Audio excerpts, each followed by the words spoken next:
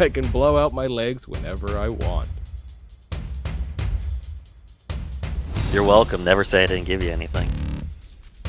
Doing something cool. I was playing solitaire, and then out of nowhere, these Mechs with teeth. yeah. It's an Evangelion slowly making his way into the inner sphere. How dare you refuse my Bachal, Shinji?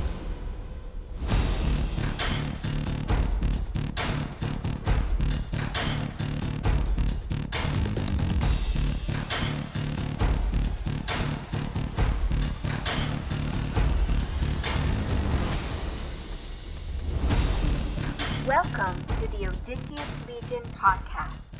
Hello, and welcome to the 7th episode of the Odysseus Legion Podcast. My name is Nicholas, and I will be your host for today as we talk about BattleTech. Joining me today are my regular co-hosts Garner. Hello. And Luke. Hello. What have you guys been up to lately, BattleTech or otherwise?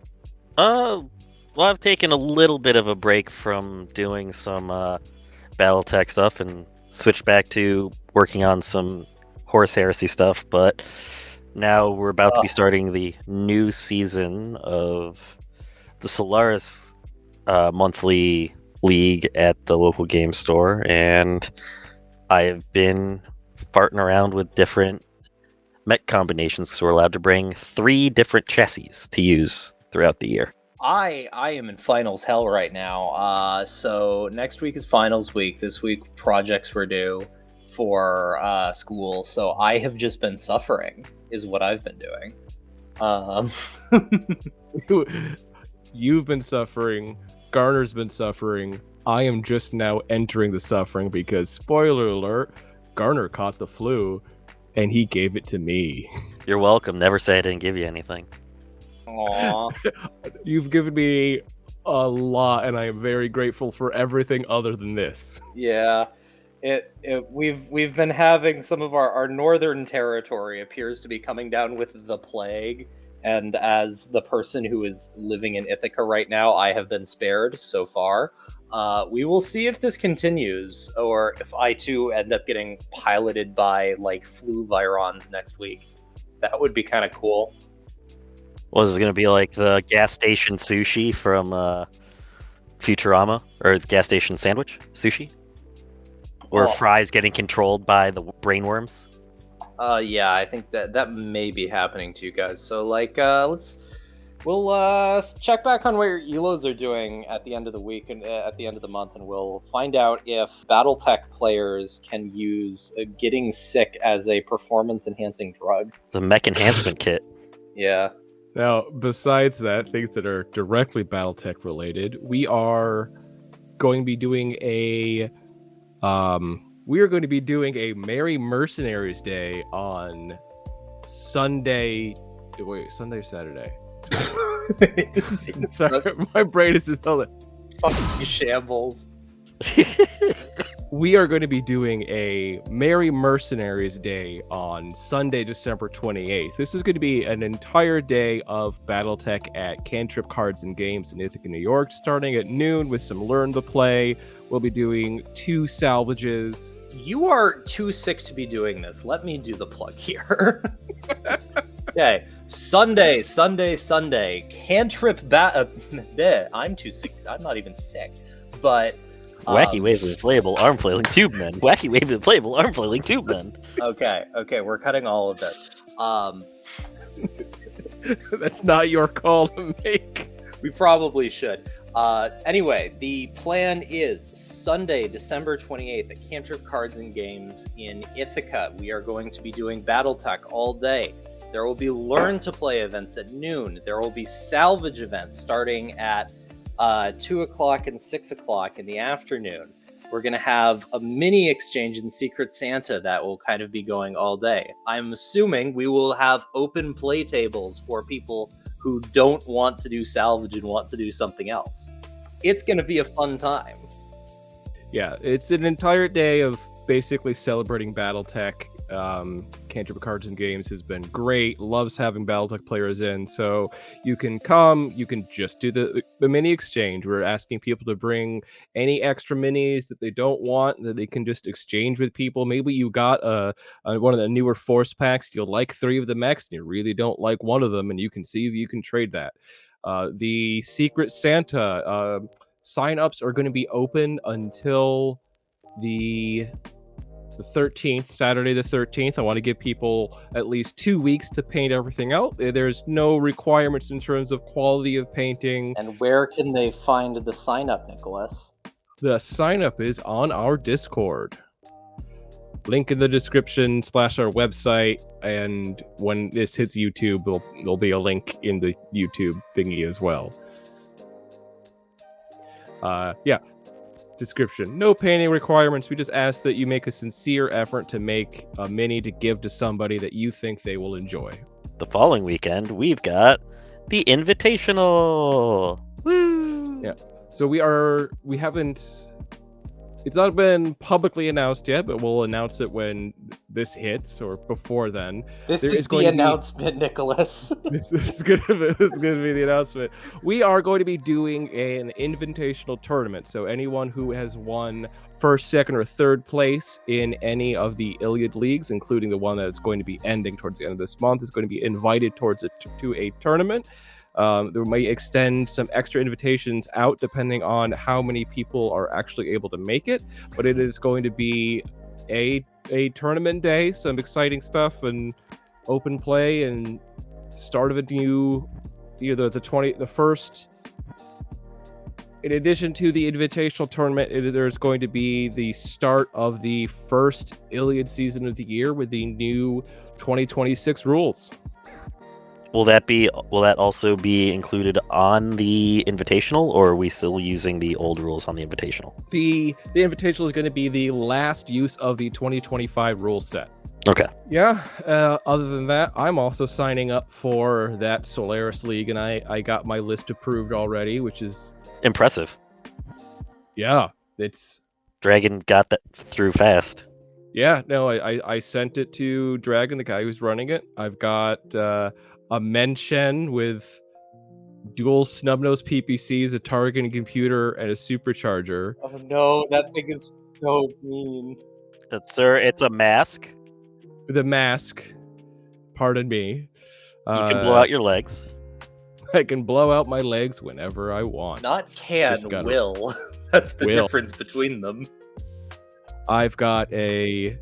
For now. Gosh. It's not a ukulele. It's effectively a Iluka. I got an Iluka with a snub nose. It's a 5.8 jump 7 snub nose CR large 2R medium lasers, but it also has a small cockpit and stealth armor. But ECMs don't work in Solaris, so it's not even going to have stealth. Yep. I think it'd be funnier for it to have stealth, because then you would just overheat and fall over. Yeah, it is the 45B.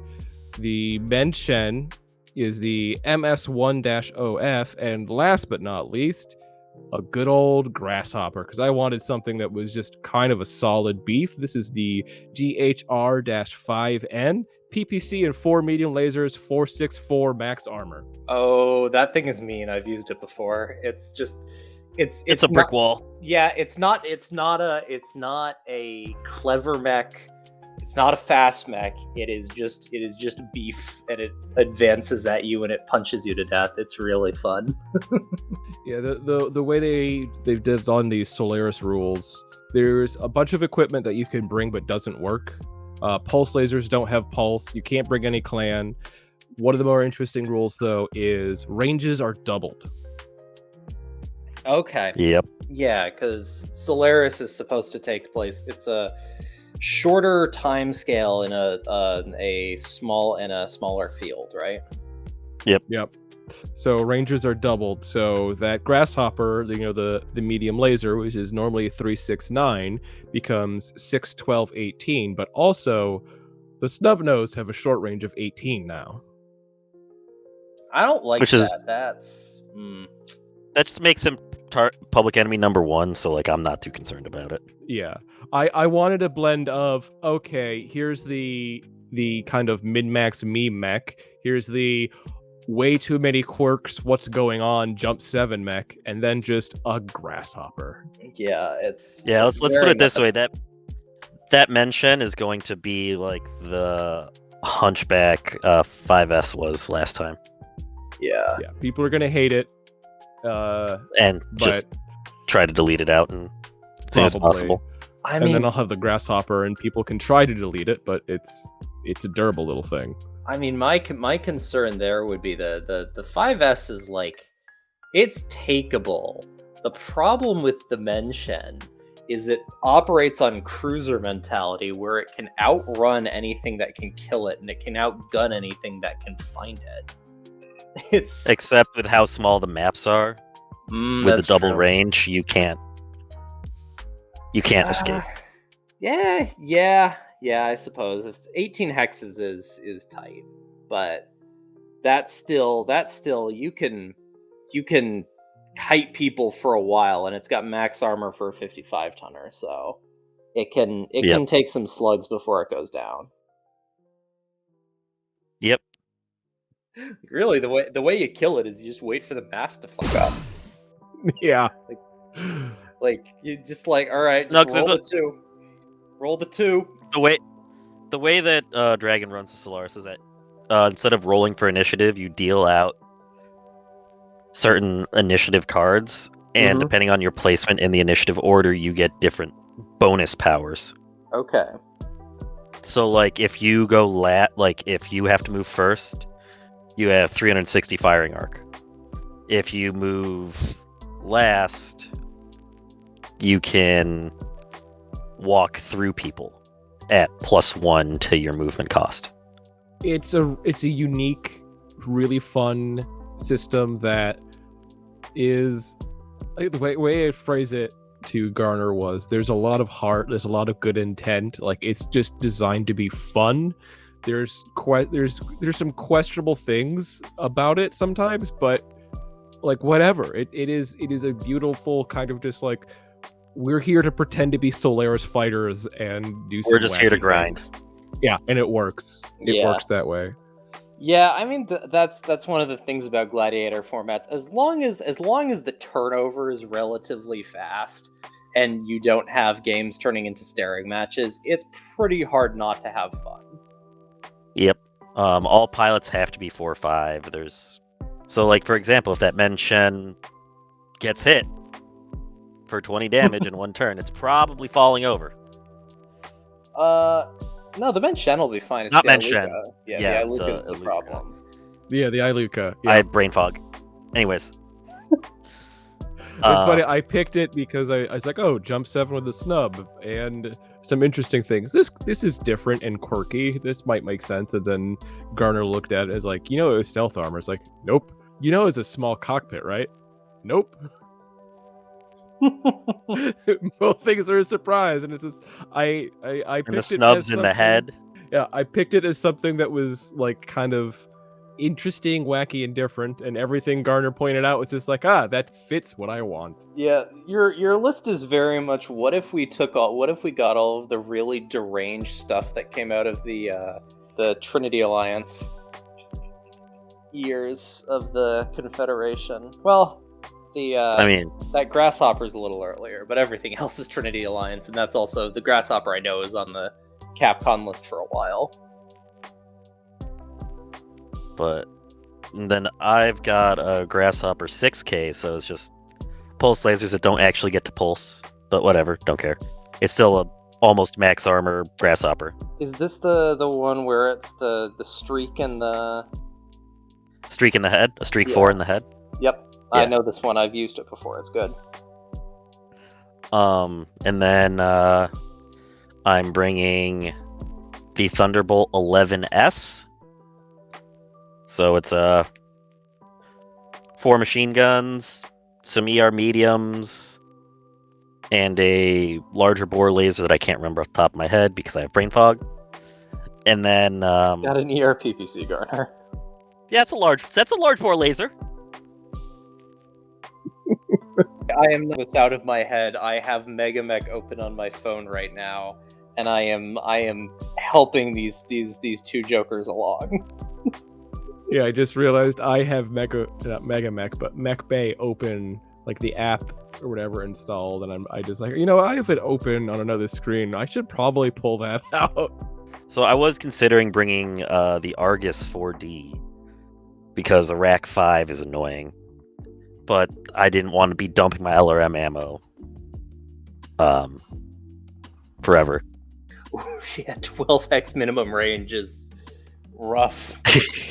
Yeah. And so then my last. What's that? I was gonna say you could just take the Argus 6F and just not have to worry. Well, so the other thing is that it has to be a mercenaries. It has to be on the mercenaries. See, okay. Yeah. There is an MUL list on it. It has to be mercenaries. It has to be 55 to 70 tons. It has to be between something and 1650 BV. No clan tech. Ill Clan is out, but at like Dark Age and earlier, it was worded very poorly. Okay, that seems odd, but you do. The exact phrasing was Dark Age or older.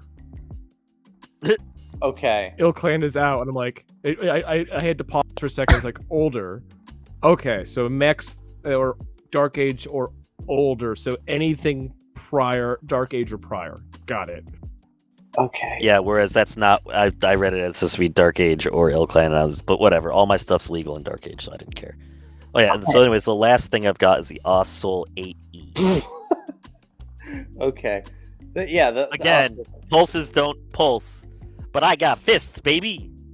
I do just want to point out that the way I'm assuming it's nothing Ill Clan era in production, right?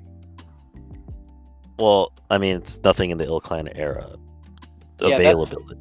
That's I guess production works. I mean, there's stuff dropping into mercenaries, but there's 4 mechs. No, there's 3 mechs and a combat vehicle, which have Ill Clan era production tags. Huh. Well, yeah, but the availability list still changed between the two, even without production. Yeah, I was gonna say. Yeah, I said that because once the Fortress Republic falls, a lot of stuff gets proliferated out, and then when Seafox takes over, mercenary contracts, fair enough. They get access to more stuff. But I guess mercenaries don't do so hot in the Dark Age. They do not.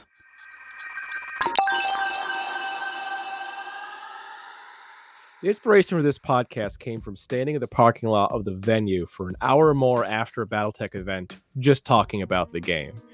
Today, we continue these routes by just talking about BattleTech. So, what is basically what we've been doing, but I wanted to have an artificial transition into the topic, which is what we kind of have just been doing anyway. We're just continuing bullshit, but there's been some music. After failing to get the audio out on time a week late, I'm just like, we gotta record something so I can get something out this coming Monday.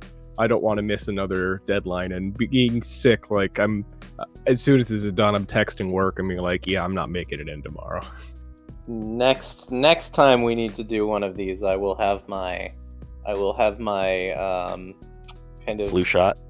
Well, not the flu. Well, the flu shot, yes, but the other thing that I will have is my backup episodes, which will just be talking about things. I have a couple of topics that I want to discuss, mostly about kind of the history of the game and also how battle value works and kind of the ways that you can kind of knowing about how battle value works will make you a better BattleTech player in some ways, and in some ways it will make you a more annoying BattleTech player. But I think it is valuable to at least understand it a little bit. Oh, yeah. By the time that comes out, it's going to be Battle Value 2.5, right? We're not. No comment. Well, actually, no. I can comment all I want on this. You guys can't. Latest public statement is soon, TM, I believe, and by soon they mean a while. So, That is what I have seen. That is what I have seen posted on public discords that has been accredited to CGL employees. With everything going on, I'll state, like, CGL is definitely having issues in terms of getting announcement and things done and a bunch of things on time. And in defense of them on that regard, tariffs and production and all this stuff has made things a nightmare. Yeah. I know CGL is, BattleTech is the number 2 miniatures war game, but they're still number 2 by a great distance. They're moving a lot of stuff, and it is still a very small team of people doing a lot of work. So Yeah. as frustrating as it can be, the delay and lack of things coming out, it's not entirely their fault. Yes. It is. Yeah, it's not entirely their fault, and I think on some level, some of the kind of consternation that we've seen from people in the community comes from the fact that CGL has occasionally been a little bit too public about what they're up to. Not leaking, but showing off their kind of 5-year plan when it was still 18 plus months out from still deep in pre-production has given people a lot of outsized expectations. People still comment on the KerenskyCon production schedule as if it is actually going to happen. And it's like, no, they've pretty clearly shown that between their own abilities and Leah's ability to produce stuff, and also the fact that the kind of the landscape for tabletop gaming that relies on international sourcing has changed drastically, let's call it, in the last 12 months in ways that I don't know CGL could have predicted in any way unless they'd had a precog on staff. So yeah, some of it is their fault. A lot of it is industry trends which are causing issues. Going to the thing that is a bit of their fault, and I don't think is necessarily a bad decision. People are hating on Gothic because there's delays in production deadlines, and people want to blame Gothic. Well, Gothic didn't really affect much of anything in that regard. It's a bunch of freelancers and other individuals who weren't necessarily being taken away from other projects. The thing that took away from other projects was Aces. Yes. And that was a gamble. Don't even say gamble. It's practically a sure thing that CGL seemingly just says, people want Aces, this is going to sell, so let's focus on this and get it out. So. Yeah, and I think the big projects that they've spent resources on, I think overall have been slam dunks. I mean, Gothic, I know, has again caused a lot of consternation. There has been grumbling about it, but overall it seems like it's been a well-enjoyed product. And Aces, from I don't know if you guys have messed around with it or not. I do not have it, and as a student it is probably beyond my budget for a while, but my understanding from the people who have played it is that it's a solid product. They did a good job with it, and the people who have bought it have been really enjoying it as a kind of a cooperative way they can play the game. Yeah, that's what I've heard too. Yeah. But back on the topic of Gothic, don't forget they also announced at PAX, I believe it was, that plastic A-bombs and stuff. So A-bombs? Yeah, plastic A-bombs are incoming. Okay, abominations. I was like, I didn't know we were getting atomics. Plastic nukes. Listen, as much as I like the Starlink House Civil Atreides hid War, them in the hills and they're being retrieved. As much as, listen, I love the asset management device. It's so funny. I want 50 of them in my next list. Unfortunately, I don't think you guys will let me saturation bomb the battlefield with nuclear weapons. So, I mean, the rules we're don't not say no nuke. I mean, they also don't say no VTOLs.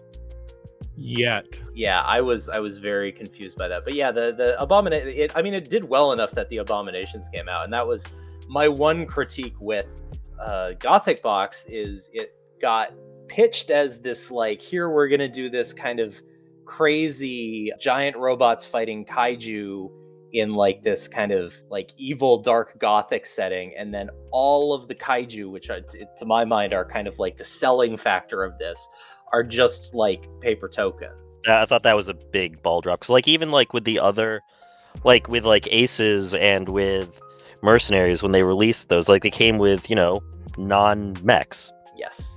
And I think they've said that at least the next Aces kit will not be coming with battlefield support assets. But yeah, a lot of the expansion boxes have come with at least a couple non-mech units in them. Here's my thoughts on the plastic abominations, which is that is something that is wholly unique, something devoted to this specialty product that if they are not sure it's going to sell, that kind of like production line investment, you know, people are going to buy weird mechs, you know, people are going to buy alternate art mechs, pretty much no matter what, right? They'll sell that. The abominations, if Gothic flops and they spent the money to get that stuff into production, is a huge hit. I think if they, now that they know it's a success, it's definitely a failure that they didn't do it. But in terms of if Gothic had not been successful and they spent the money and the delivery, the tariffs and everything on those plastic abominations in the box, which was already a very expensive box to begin with. Price point was very high on it. Right, the price point was very high. The price point would have been higher. It wouldn't have sold as well, and they'd have this plastic thing that people can't really use, and a lot of other stuff. Mean, like, I don't know. I feel like a lot of those mechs I can't even really use. Yeah, because the size mismatch is just very not great. Absolutely, like I think that could have been better, but I in terms of people are going to buy the plastic mech. Even though I've got 6 different variants of Urban Mech, and I would love to add more, I'm probably going to convert that Urban Mech into an Imp. Yeah, it is pretty chunky.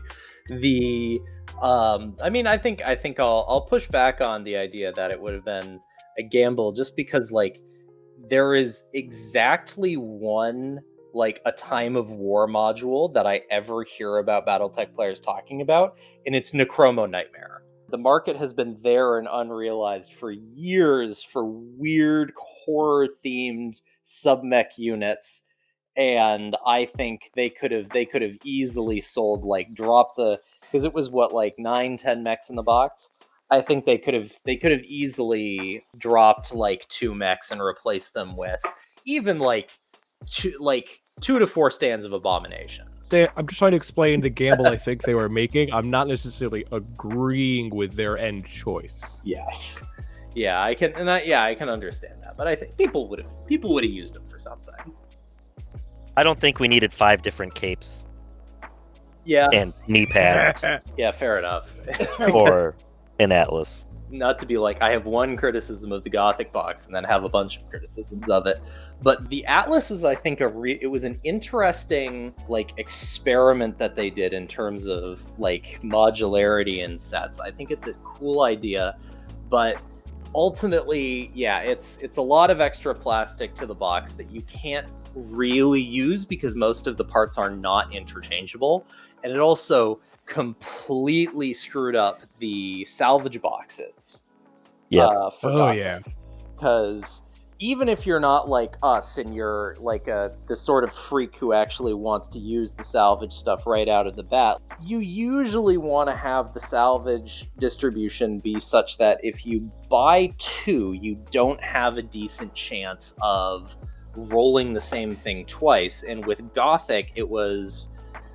let me actually look up the product details here.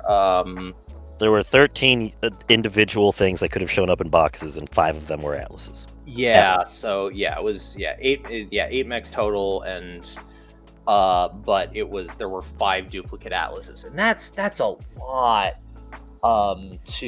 That's a lot of duplicate chances. I saw multiple people post online that they'd gotten duplicates, and that's, I think, kind of a missed opportunity, because I think a lot of the other designs are really cool, and the Atlas ended up sucking a lot of air out of the salvage boxes as a result. So I think, yeah, that could have been swapped. That could have been used more productively. I think the King Crab was one of the best looking miniatures, and that's... Oh man, yeah, the King Crab is so sweet. The Phoenix Hawk looks really good. The Phoenix Hawk looks good. I think that the Cretan Atlas looked really good. Oh, and yeah, I'm going to be painting it Otomo. Oh, with the Oni mask? Yeah, the Oni mask one was really nice looking. I mean, the Marauder is just like, it's the Black Marauder. Like, that's what everyone who is not super down with Gothic is immediately painting that thing as. Yep.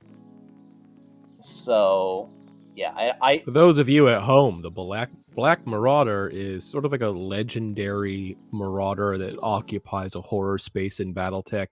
It shows up in a couple of different things. Big Red 40 Tech has a video on it, and to my understanding, it's sort of like this legendary thing that has multiple origins, and it supposedly had like a Star League AI that took over and sometimes like takes over and replaces the pilot or something. I can give people the pitch because it doesn't show up in multiple places. It shows up in a single collection of stories written by a single author.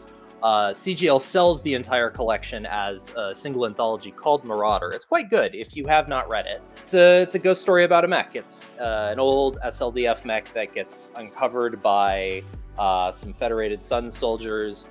They take it in and they start using it, and then weird stuff starts to happen. The exact nature of the kind of what's going on with it is up in the air. I'll let you read it and I'll let you figure it out for yourself, because I think part of the charm of the Black Marauder is not just the very toothy art that a lot of people produce of it, which is based on a couple of scenes, but the kind of ambiguity of what exactly is going on. Mechs with teeth. Yeah.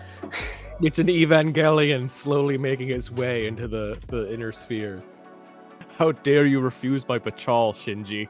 Again, if you have not read Marauder, read Marauder. Great little anthology. CGL sells it for I think less than the cost of a Big Mac meal.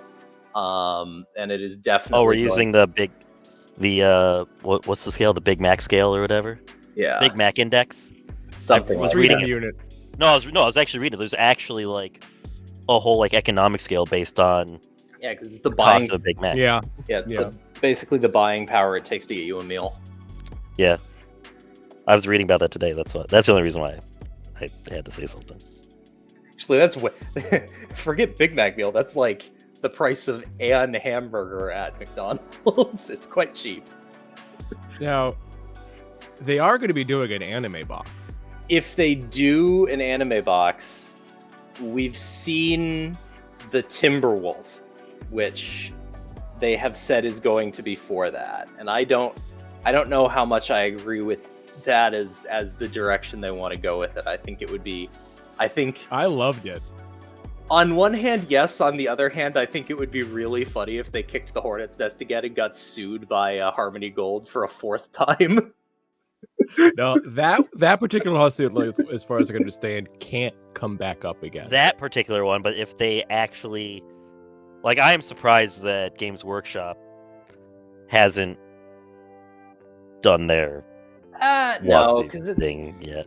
The Games Workshop special move is being incredibly litigious, but it is also it's a GW's own kind of epic scale war game is at a different scale from a lot of the BattleTech stuff. So the pieces aren't really compatible, and they've tried and failed in the past to claim broad ownership over Grimdark in space, and that has not gone well. Yeah, you're gonna go at we're suing Catalyst. We're also going to need to start suing the author of Gideon the Ninth.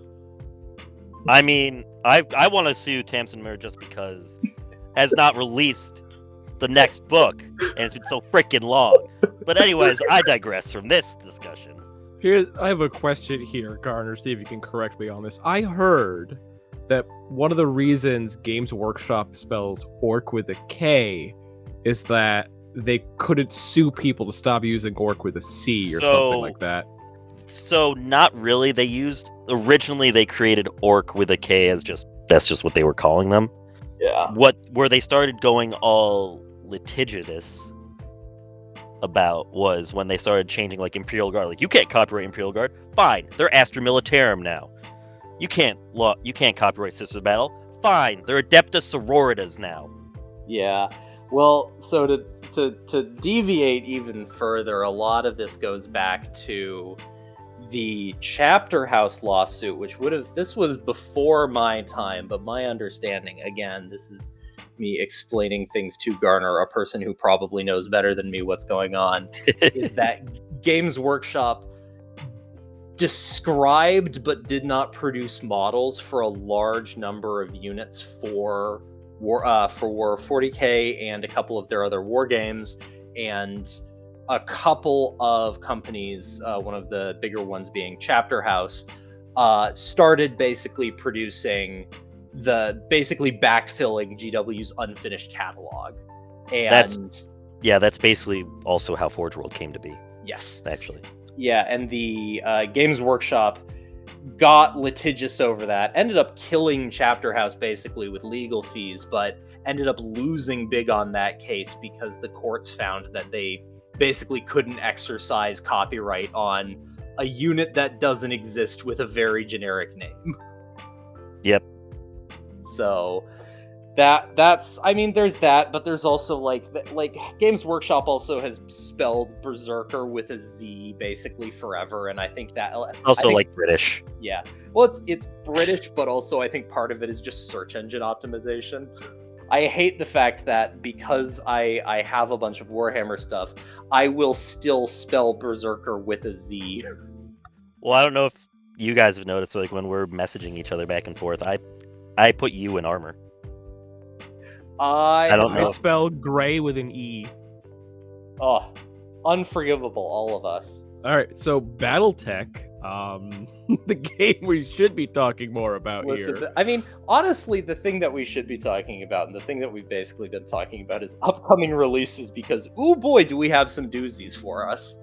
Well, I was saying, I tried to, shift the conversation to, the future of Iliad. Oh, yeah. With, like, a little preview of things. And then Nicholas is making a command decision. VTOLs are getting banned. Ah, boo.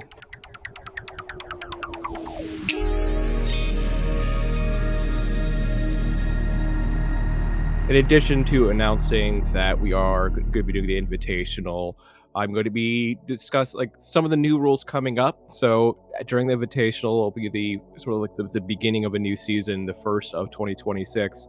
A couple of things that we actually might want to talk about, because it'd be nice to have the three of us as part of the executive committee talking about the reasons we've come up with some of these changes. The first being a minimum BV. A thing we've really started to consider in this past year is the presumption of regularity.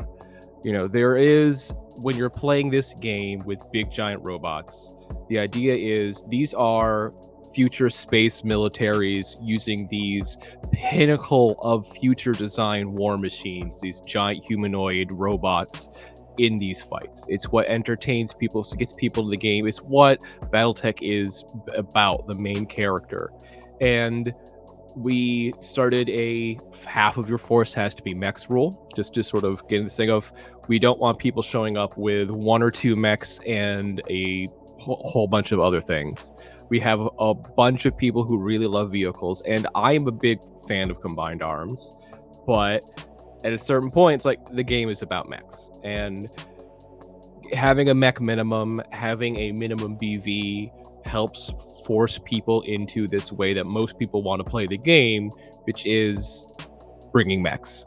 Other big change that I'm sort of executive putting in at this point is banning VTOLs. This is coming in largely based off of my personal experience so far playing with them this season, as well as sort of some examinations of the way they've been played with in the past few seasons, a couple of various lists. They function differently than any other unit that's allowed in Iliad. They interact with the terrain kind of as a jumping unit, but they move significantly further with not the same sort of costs of battle value, and they don't serve the same function as most jumping units, in that a lot of them are very cheap, and instead of directly engaging with your opponent's forces, they amplify certain special rules that you're trying to engage in. And bringing a 250 BV battle armor carrier that lets me drop assault battle armor basically wherever I want on the map, that can just hide behind level 1 terrain, if you pick a map with hills, there's, if you play smart, there's nothing you can necessarily do without either exposing yourself, or it just lands, drops off the battle armor. They're both level 1. You can't see them, or you have one turn to kill the battle armor before they can move a position to do something. Or you can try to kill the VTOL, but if the VTOL's dropped off the battle armor, it doesn't need to live anymore. Yeah. Well, I think so. And this is something that I've kind of gone back and forth. I have also played a list where I have just unexpectedly found, this helicopter that I took on a lark because I wanted a C3 spotter is just objectively one of the best things that my list can be doing, because territory control is a lot of what the game is, and it turns out that a lot of what we see in these missions was people would accidentally step off a back end point and then would just lose the game to a VTOL that comes out of nowhere, where they forget about it. And you can say play better, but at the same time, I think the kind of map-wide pressure is a serious issue. We have tried hard to make it less of an issue, and we have never found a satisfying answer. And I think the bigger problem, so yes, you can play on a hilly map, but also the bigger concern I would have with VTOLs is the big counter argument to not banning them is, you can just play with more HAGs and LBXs and long-range pulse weapons. And the problem that I see with that is it does start to... the lists are small enough that I would be concerned about it becoming mandatory, because we have seen how powerful it is, and how this is the VTOLs are a counterable unit type. However, the problem with them is countering them may end up leading to some strategic collapse in terms of actually functional units. Yeah, for example, in this season, I literally brought a small C3 Lance, or not even Lance, 3 units, C3 battle armor, C3 sprint, and partisan anti-air company command. So I've got 2 LBX-10s on a tank that tend to get in short range of VTOLs, and it doesn't matter when they just hide behind everything. And my thought is, I've used, when I was younger in Warcraft 3, and even now in random $5 games I buy, I like to play tower defense games. And a lot of them have, it's typically, you see this in a lot of games, you got to build the anti-air thing, because every once in a while there's a unit type that your main normal units can't attack, so you have to spend resources to get the thing that can attack the special units, and that's not engaging gameplay. I always hate it. That, here's this thing that you have to be ready to kill, and it's very easy to kill if you divert resources to this thing only to kill it. It's a gear check. It's hey, did you remember to do the thing? No, then you lose. Yeah. Did you remember to bring some LBs for VTOLs? No, then you lose. That's not good gameplay. Yeah. You decide to bring LBs because you need to kill VTOLs because you hate them. I like bringing LBs because I like throwing rocks at people. I do love LB autocannons. I'm a huge fan of LB autocannons. Yeah. And there's a big difference between that's kind of where it goes, where if you have to bring LBs to deal with VTOLs, if you can deal with other kinds of units that are weak to LBs because you just like them and they're good, that's engaging gameplay. You're not, it's not a gear check. It's you're rewarded for doing this thing that's already good. Yeah.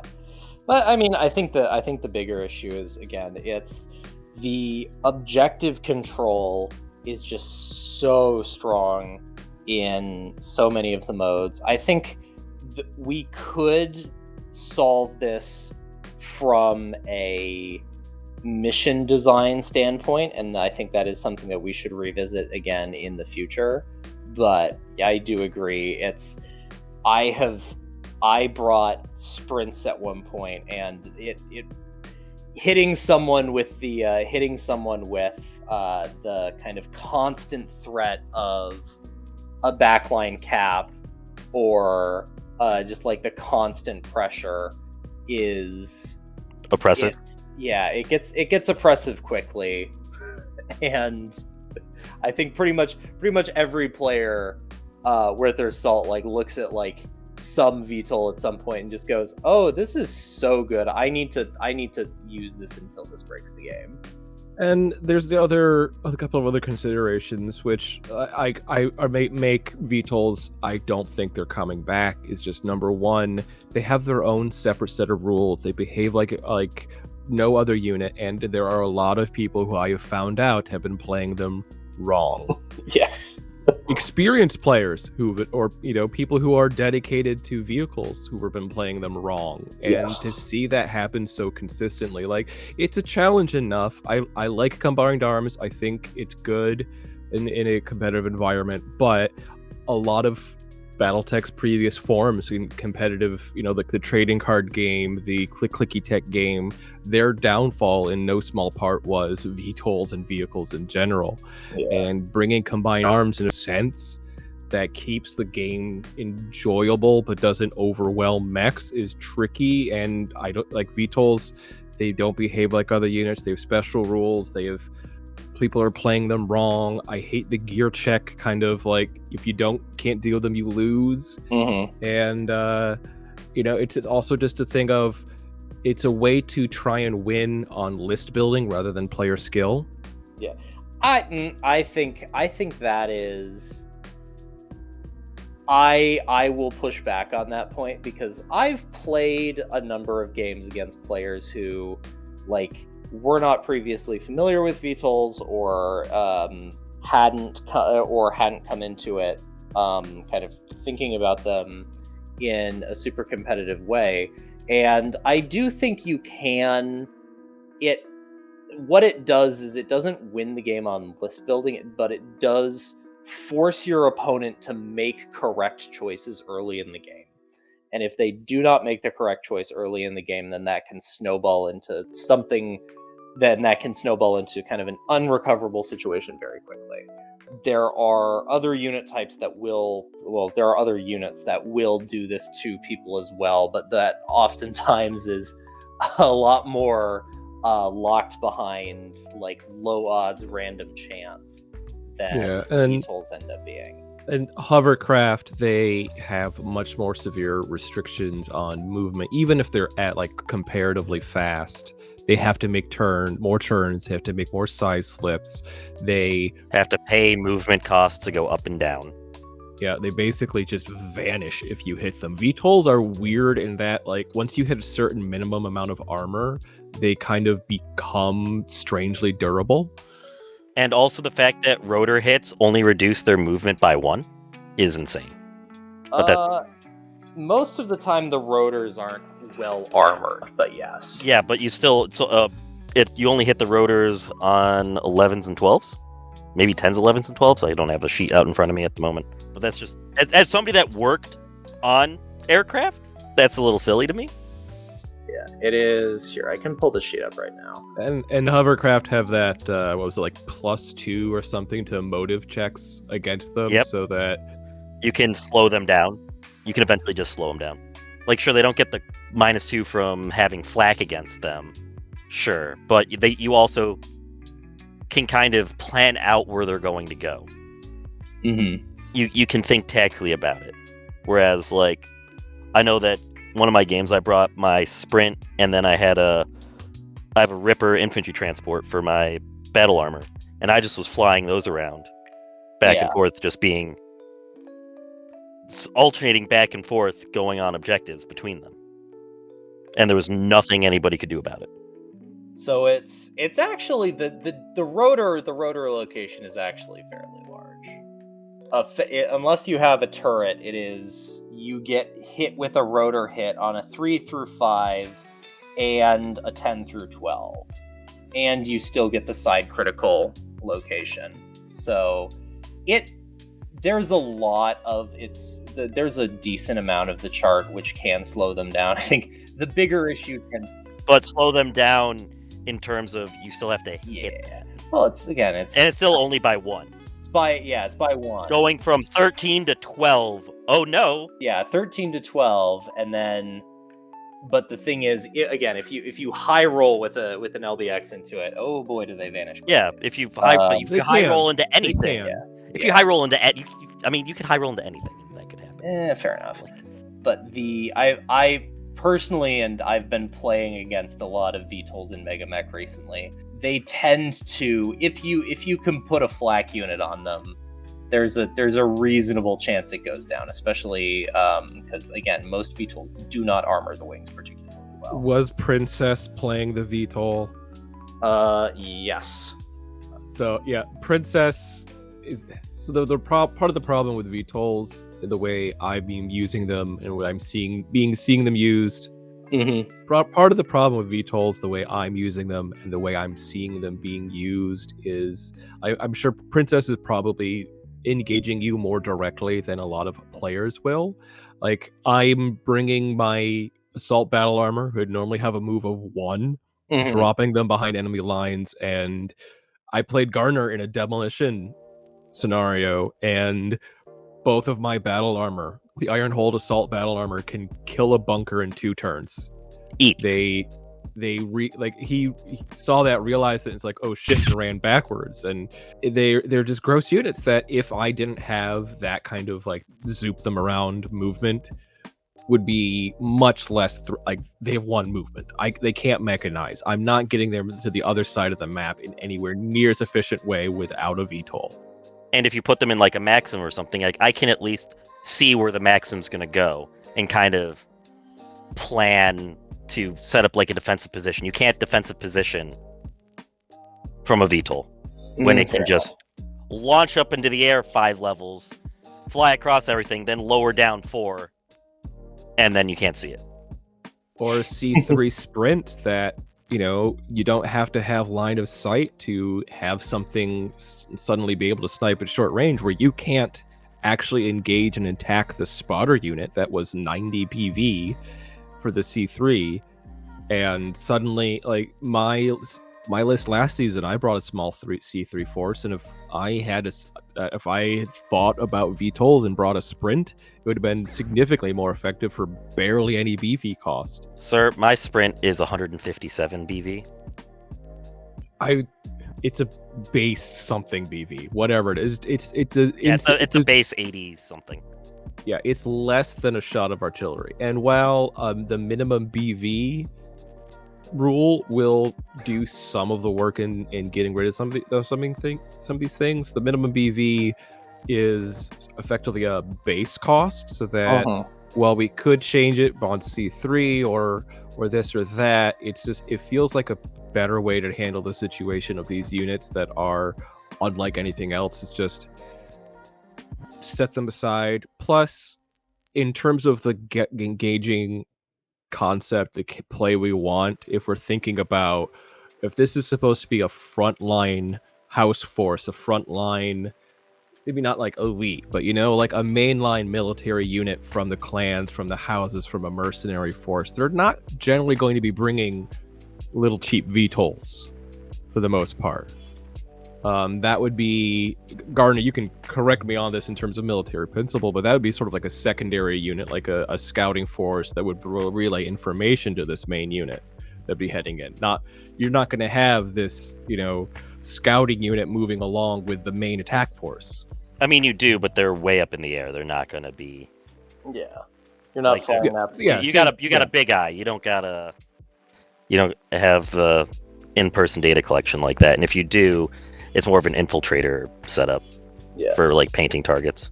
So as an aside, I do want to go back to something. Ironhold battle armor do not kill a bunker in 2 turns. Ironhold LBX does. They do 40 damage in 1 salvo. They're considered buildings, correct? Crack open a copy of Total Warfare and tell me what it says about LBX into buildings, because it doesn't max hit. All right, well, even without that one, we can go to the AP Goss ones that he brought. So the fires that have 4 AP Gosses each for 60 damage. Okay, that still is 3 turns. That's 2 turns. That's 60 damage. In the rear, it's 70 you're right, health. you're right. Or 75 health, yeah. And each one of those little shit has 17 things to chew through, and they're fire resistant. Of course they are. I didn't even realize one of them was fire resistant. He told me they weren't, so I shot Infernos at them. No, they're all fire resistant, Nicholas. No, the first one isn't. The main one is one with only 2 AP Goss isn't. Oh, the one with only... How? Oh, it's because they put jump shots in it. Yep. They didn't realize they could just go all in on gun. You know, even without the VTOL, they'd be fun little like defensive tools of like, hey, here's my objective point. Do you want to come at it? Because it's got an iron hold battle armor with an LB-40 on it. See, and I'd be okay with that. Because I at least can interact with it. I know what I'm getting into. Other changes would be we are moving away from the original scoring based off of WolfNet and switching more to kind of a conventional tournament competition model. So every match has a total of 100 scenario points that you can gain, 80 of which are from the scenario itself that be gained through objectives, 20 of which is effectively gained through destroying your opponent. So it is the moment you destroy any battle value of your opponent, you gain 4 scenario points. And for each sort of iteration of, I think, like a 1,250 or so up to 5,000. Once you destroy 5,000 BV of your opponent, you've hit the full 20. You don't have to completely wipe your opponent to get the 20 points. Most scenarios are converted over, so instead of you get 4 objectives to claim model, they are each worth 20 points. We have on review changed some of the scenarios. Best example being demolition. Each bunker destruction is worth 25 points, and killing a demolition team member is worth 15 points. This is to change the risk-reward balance of the game so that you are more encouraged to move forward with your demolition team members. And not hide them on your bunkers for the whole game. Hide them behind your bunkers so that you move forward, and you can lose one in a trade to a bunker and end up at a point advantage. It makes turtling and demolition less viable. Yeah, because that's been one of the issues with demo is it is perfectly valid to just kind of camp up on your stuff and have a staring contest with the other person, which that's an engagement that's never very fun to have. Like, we play a demolition, and I'll admit my list is kind of designed with demolition in mind to just kind of win it, because I have my Ironhold battle armor, which we'll have to look up the LB rules, but they each have the potential to kill a bunker in 2 turns. My Black Lantern has ability to kill a bunker in 2 turns from the rear, and the Fire Falcon has ability to kill a bunker in 2 turns from the rear. I don't have to actually engage my opponent with the demolition team members at all. I can assign them as reserve units in the back and just operate on a sort of turtle defensive position and just send my battle armor or one of my units forward and blow up the bunkers without risking their loss whatsoever. And that was the kind of thing that's just it's not engaging in this scenario in the way that's intended to be played. And switching the risk reward in this means that if you are risking your demolition, like I think it's better. It was Garner's proposition based off of basically being very irritated by the way I was playing the scenario. I mean, yes. I mean, it's just, that's, again, I'm sorry, Nicholas, I'm still going to be very blunt. That is outside of the spirit of the game, is to hide your bomb carriers. No commander is going to assign their bomb carriers and hide it while somebody else goes and kills the thing. No, and like that's absolutely... You're right. Yeah. You're right.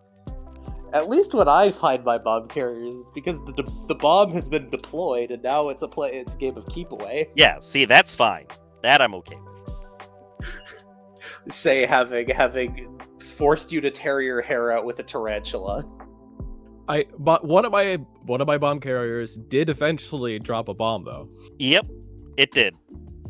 But it was that sort of initial engagement of I wasn't sending them in first. And Well, it wasn't even about sending them in first. Is that like your frontline stuff came in, and it just finally I was looking at the time limit, and I was like, I can't get my second. You killed my second bomb carrier, and I was like, I can't. I have to send the Rakshasa back there to kill the other bunker. So I can't stop you from dropping the bomb in the one bunker. You're completely right. I sometimes don't think about how much fun my opponent will be having with things I do. I get sidetracked, and you're completely right that the way I was playing that engage with that is not the best way to engage with my opponent. So we've come out of it with, I think, a better way to do that. And the other scenario that we are going to be changing, I don't think we've completely settled on the exact model, is raise the flag. Garner, that's your baby if you want to. For each consecutive turn you hold the flag, it is worth an additional 10 objective points. So instead of, holding it and then cashing it in at the end, and then holding it for turn, then the next turn, if you still control it, cash it in. Instead, it's just the first time you stand on it and hold it, it's worth 10. The next turn, if you still maintain control of it, it's worth 20. The next turn, 30. And if somebody breaks that consistent holding, that's when it drops back down to 10. You can still, if unchallenged, win the game in 4 turns, but it's not this kind of charge it, do you expend it, do you not expend it, kind of this point model. We're not restricted to four points to win, where we have a lot more leeway in terms of what things are worth to spread around. Yep. Yeah. I think that's useful because it lets you do some tweaks here and there. It also lets you introduce fun things like secondary mission. I would say that's basically what we did with Demolition, is that the bomb carriers became effectively secondary objectives, where primary objective is still to kill the bunker. We're thinking about making a change here to point control, which is effectively the same but slightly different, which is you gain points, not permanent points, but points, objective points that then turn into scenario points, nomenclature. So when you control a point, objective hex on your side of the map, it's worth 15 points. If you claim one on your opponent's side of the map, it's worth 25 points. Yeah, that seems like a better chain. And this is the one where it's 3 points each map, right? Yep, 3 points each map in a triangle. Originally, you need to claim 2 on each map to win, and this still is effectively that. Because I'm guessing you can't overcap your... Yeah, Right. you can't It caps at overcap. 80. If you have over 80 objective points, you get 80 scenario points for the objectives. It means that you can claim the 3 on your opponent's side are one of yours to win. You still can claim 2 and 2. You still have to claim 2 on the other side because, 45 plus 25 is not quite enough. So it's the same, but it gives you a little bit more, one more slight opportunity to win. And then it also gives you the ability to have a winner. Yeah. Well, it also... in terms of, if you have 3 and 1 on your opponents, you didn't max out your points, but you still won. So the one concern that I see with that is, well, you are correct that you can't win by just taking your side and one of your opponents. If you do that and you just build your list to bunker, you can basically slow roll the game at 70-30 and then just grind your opponent out. So that would be my one concern with this model, is it does allow for it does allow you to kind of grind out a long game victory over just being very efficient at holding your own side of the board. I mean, that's the same thing with demolition or Yeah, anything that's an end game objective score. sure, but the difference is you changed demo, so if you do that, then again, like the worst that happens is that it turns into like a 30-0 loss. This is a bigger point delta. But if we're doing Swiss, then it doesn't matter. Yeah, fair enough.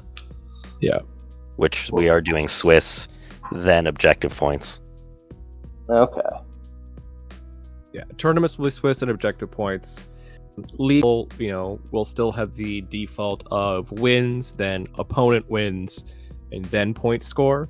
And it doesn't often come down to point score between players. Like, at most leagues, the person with more victories, it plays the better opponents. It does. Like, it's not a frequent tiebreaker. So I'm not overly concerned. That and people turtle, and no matter what, it's people are afraid to sacrifice things. people turtle in VIP. True. Each side puts a sniper on the hill and says, "Come at me, no, you come at me. Come at me, no, you come at me." And my sniper just happens to usually be Jaeger Mech 7 Double D. That thing's gross. Oh yeah, the goofy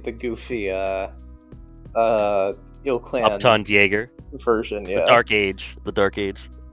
Yeah, this is the one that spooked Nate, isn't it? Yep. He's like, oh yeah, you Oh, brought a yeah. Jaeger Double D. I'm like, you're right, I did. And he's like, wait, what?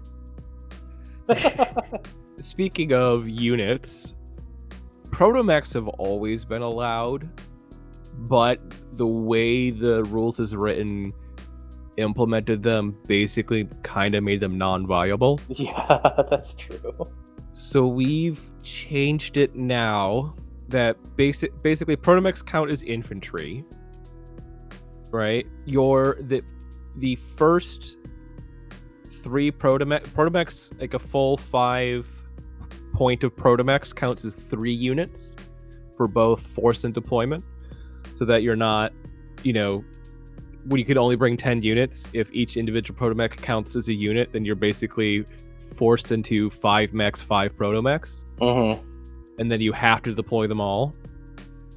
So by that gives you a little bit more leeway, and because they move and activate as a single activation, it's not quite like normal unit spam, and protomechs can only claim 1 objective.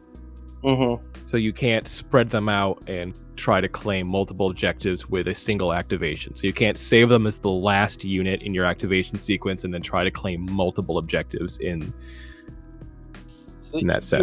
You have to choose where they count for capturing.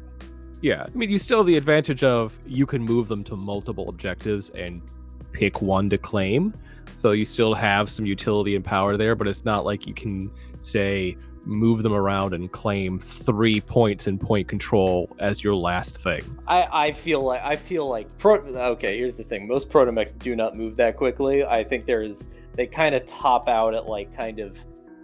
I'm not saying they zoop there. You Yeah. could strategically put them in position. Sorry, Nicholas. I think if you have allowed your opponent to get within like 1 activation of 3 objectives in 1 turn, and you have used all of your activations, you deserve to lose that game. Like, you not even Yeah. deserve, you have chosen to lose that game. I mean, okay, point True. control, but like maybe supply raid. Like, or even supply raid. It's like, oh no, I have defended nothing, and also you have perfectly figured out what my bombs are. Like, yeah, no, it like on one hand, yeah, it is a lot of activation that you could move at once. On the other hand, if you see that many protomechs coming at you, you should have a plan. You should have a plan, but it's just one of those things of like, And they should involve AC-10s. Yeah. Listen, oh no, you need something with something that has multiple hit roll locations, so you can feel extra bad when both of them Yeah. get eaten by the narrow miss. I think this is definitely a case of we're both right in that it is silly that someone would let this happen, but also it shouldn't be a thing that should happen anyway. if you want to lose your game of Iliad that badly, I think we should let you do it. Like if you want to be the guy who's like, yeah, I was just like, I was doing something cool, I was playing solitaire, and then out of nowhere these 5/8 units just marched up the board and sat on all of my points in the most choreographed way possible, and I was helpless to do it. I think you should be allowed to make that choice. Well, they still should survive till the end of the turn. So. Yeah, exactly. It could just be, you're thinking, I'm going to set them up, but I'm going to kill them, and then you just whiff because maybe you're rolling on 6s. Yes, that is true. I can't hit on 6s. It's the anti-hit number. Dog, again, if that's the way you play BattleTech, I think you absolutely should be able to make the decision to lose the game that way. We all know that the dice hate you when you need them most. There's a couple of other little changes, nothing else to necessarily mention. C3. Oh, you can only bring one C3. Like one C3 network. Yeah, one C3 network. It's just too complicated to try to remember. Oh, I have 2 C3 lances. For your opponent to remember what unit is connected as part of which formation and which linked system, and it's just a little silly, I think. So it simplifies, organizer list checking math and all that stuff. So, I mean, I don't think the math was ever really an issue because of the way we had C3 force building built in. I do think it does. I've joked a couple of times about needing to just start bringing elastic bands to start looping together units that have interlocking bonuses so I can keep track of where they all are in relation to each other.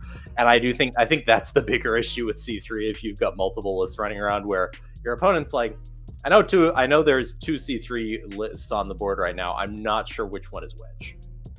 Yeah, and it's just that's just a lot of information to think about. There's already enough things you probably, especially in tournament play, you probably didn't see your opponent's list really, other than in the setup. And so then it's just a lot. And do you guys not look at the list tab? Nah. Well, in a tournament, you don't necessarily see your opponent's list ahead of time. Fair enough. In league play, you can look ahead of time and say, oh, that person's using this. I don't really feel like playing against that. In a tournament, you sit down and someone's like, here's my list, we're playing now. Which is listening to the Southern Assault stuff over and again. It's just it makes sense to have secondary objectives in a tournament for that reason, where you might, I think was mentioned, you sit down, someone hands you their list, you read the scenario and go, oh crap, I don't think I can do anything in normal play. What are my other options? And having a set of secondary objectives that you can try to get to, fill the gap is legitimate, particularly if they're available to both players. There's foreknowledge, and so that your opponent can try to stop you from engaging that. So I do like that as a tournament play. We're not adding secondary objectives to League because you basically don't get stuck in that situation. That's also, it's too much tracking. That's the sort of thing that we already have people who mess up who mess up League reporting.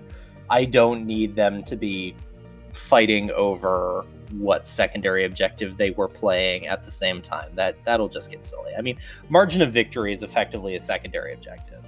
And that's why it's the 20 points and out of the thing now. So yeah. So I was going to say, I think the one thing is, I do want to push back on the idea that it sounds like some of these changes are made with the idea of tournaments being necessarily nice, and I do kind of want to push back on that, because I do think that while you should have a good time at a tournament, I think it is also an environment where you're not necessarily, you're playing in a way that your opponent you're not trying to play dirty, but I do think you should be basically trying to utilize the system to the best of its abilities.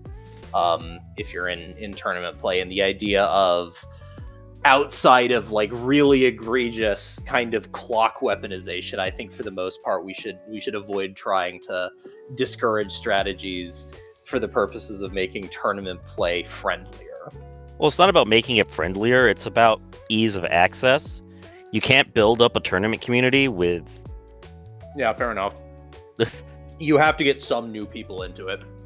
Yep. In any kind of conversation, there are various situations that might have stronger or weaker degrees of contention, and I think like you have a very valid point, but I don't think we've hit that point yet. I don't think C3 is the one where eliminating 2 units of C3 is objectionable in the sense of making the game friendlier. Other than the fact that now there's only one C3 unit, which, again, the C3 unit might be heavy-handed because, you know, with a VTOL ban, it might not be as oppressive. Yeah, I think honestly, if I would suggest holding off on that and seeing what the VTOL thing does, because I think that is going to change how C3 ends up showing up pretty significantly. Like if the C3 changes finally go through, that will also drastically change how C3 operates. That's March. I'm just saying, like, that's going to drastically change C3 on its own, just because your unit's going to go up 30% instead of like 15. Yeah. All the conversations we're going to need to have when they finalize what proposed rules are in or out. C3 is low down on my list to be worried about. I mean, I'm going to be honest. It's the sort of thing right now where it sounds like the way things are trending, the most effective and seamless way to do things is just to keep using Total Warfare as the core rulebook until they come out with the advanced vehicles. I disagree. But I hate doing it that way, but I think it'll be at PAX they did say on the record the new rulebook is coming at Gen Con next year. It is going to include Battlefield support as the default mode of playing with non-mech units. We have plans to introduce the vehicles and infantry as full units in a second book.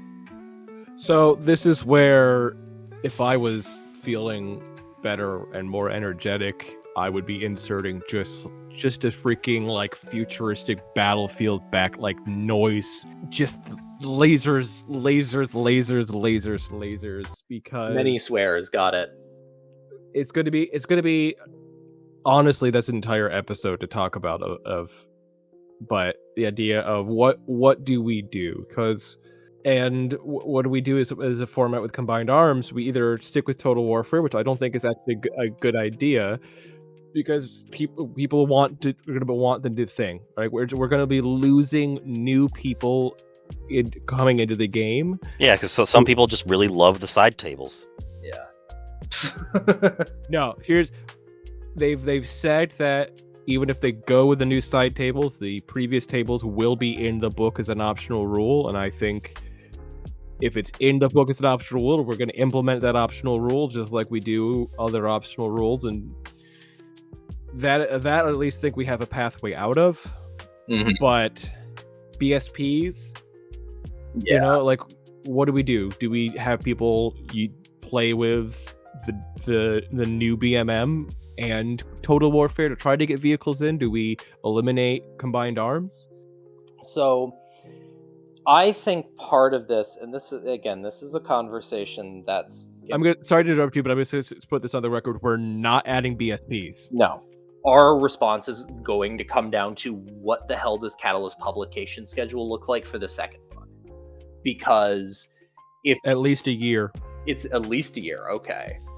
At least a year. Because I was going to say, if it's the sort of thing where book comes out at Gen Con, it's available to game stores in September, October, then I would say, and then Oh, they talk about the new BMM, how long it take. I have no idea how long that will take. I know full vehicles are at least a year after that. Okay, yeah, no, that's what I'm saying. Is I was saying that comes out at the new manual comes out at Gen Con.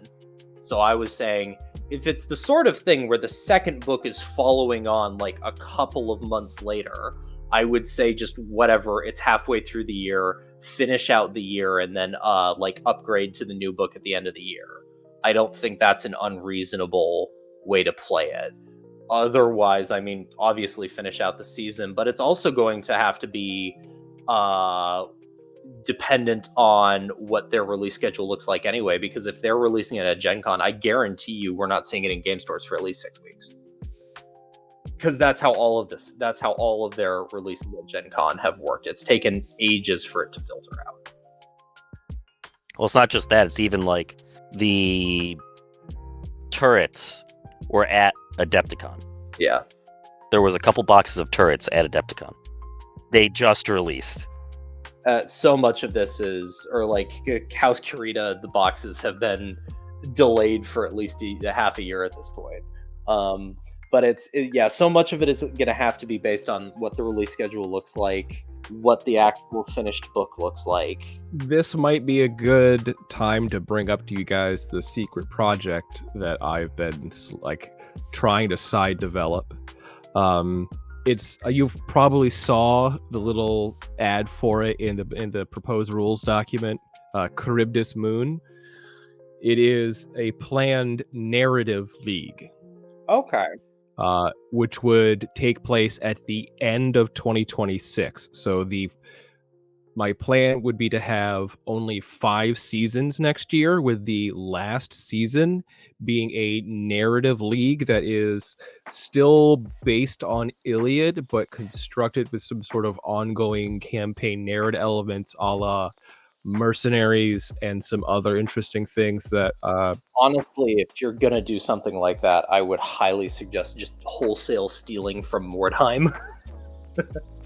we can have some because maybe this is still in some of like the early stages, but I think in terms of if it comes down to that starts releasing towards October, giving us that last season to just not even have a competitive league going, but do this sort of narrative thing, so we have that time to really think, engage, and make a plan for 2027.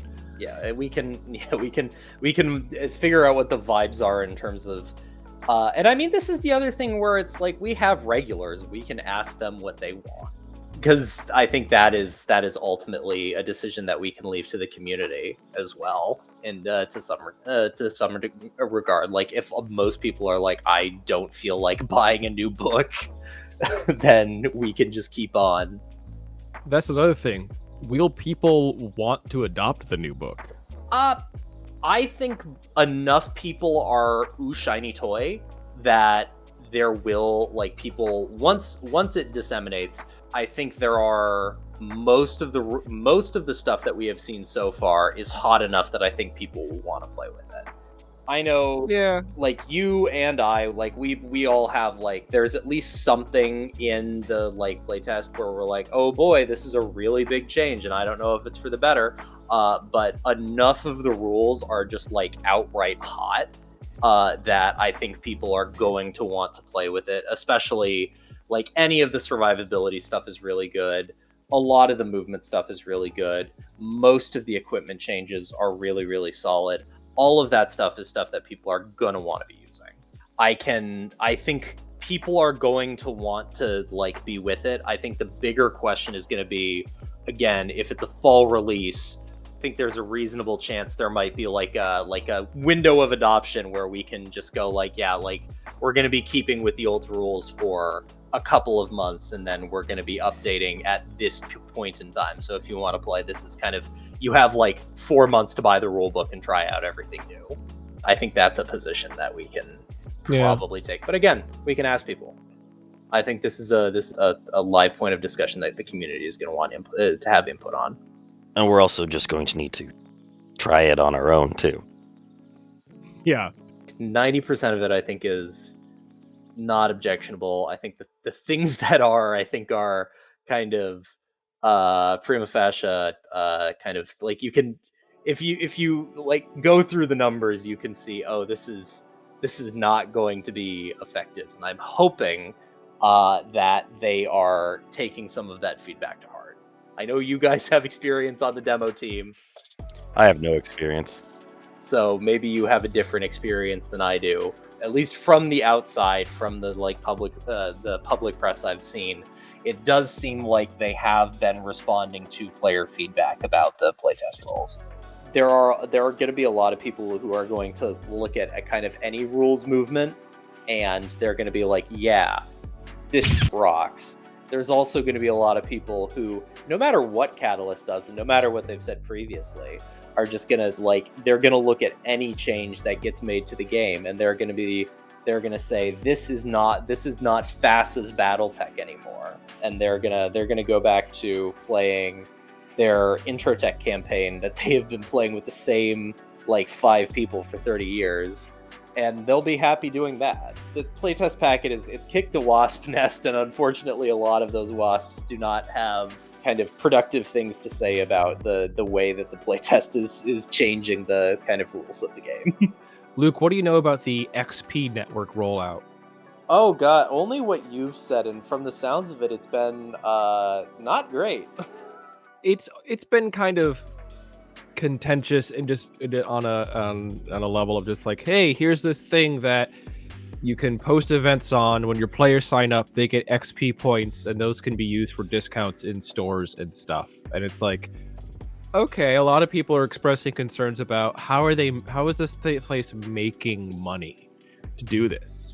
And CGL is kind of like marketing expense, getting more people to play the game so they can give them points through the system, and I'm sure XP Network takes a cut of the money on those points or whatever the hell out. There's all kinds of alarms, and day 2 this week is supposed to be their big CGL launch week, and their promotional post for their CEO's appearance on Tuesday Newsday was AI generated. Not great. Extra teeth, pinky coming out of the side of the hand, kind of any actual artistic marketing savvy person looking at that image would realize it's a horror show and not put it out there, or realize that it's going to offend people with AI.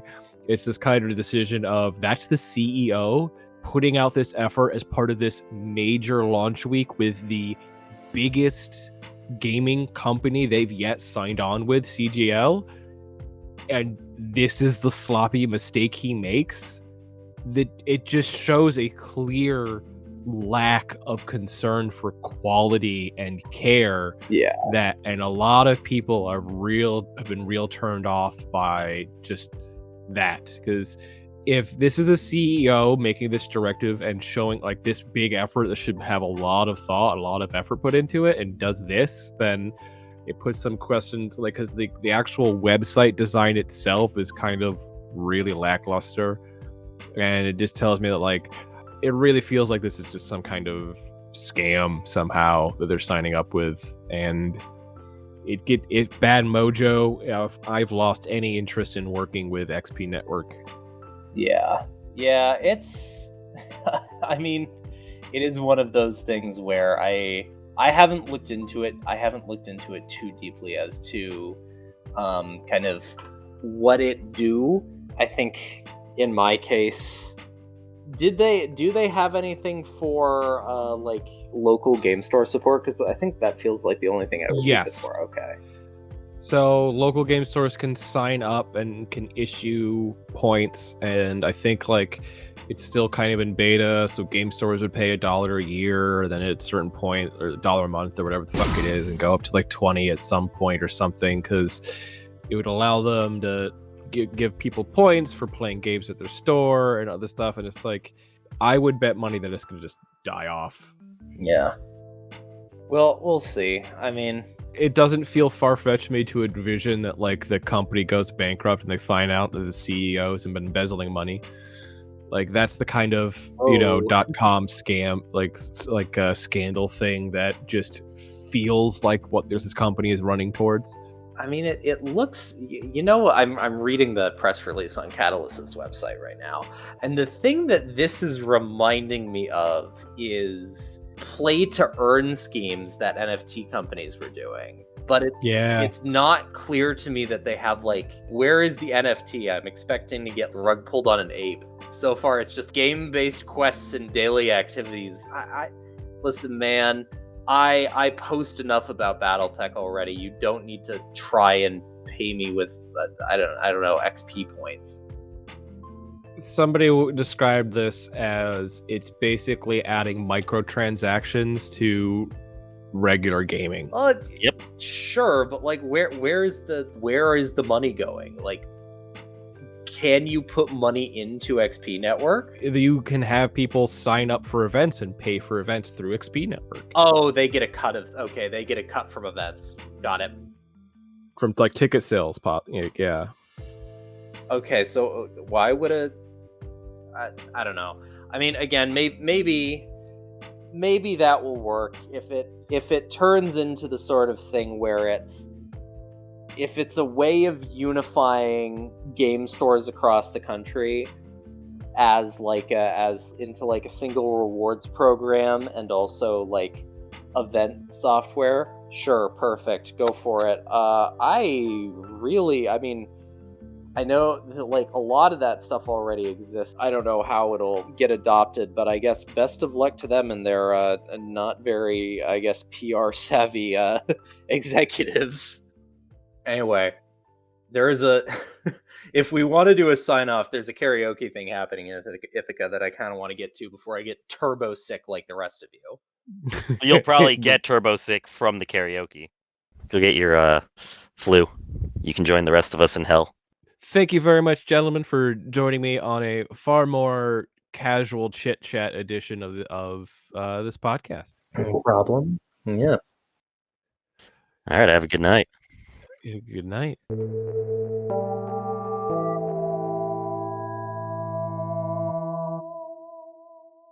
Thank you for listening to the Odysseus Legion podcast. This podcast was created by the Odysseus Legion, a BattleTech club organizing play around Central and Western New York State. Rules for all of our formats, as well as a calendar of Odysseus Legion events, can be found on our website, odysseuslegion.com. All music and audio in this recording was licensed through Adobe Stock or open source. All views expressed herein are those of the person expressing them and do not necessarily represent the views of the Odysseus Legion, Catalyst Game Labs, or the Catalyst demo team. Luke? He's muted. I'm guessing he's eating. Yeah, I started eating an apple and then I realized what I was doing.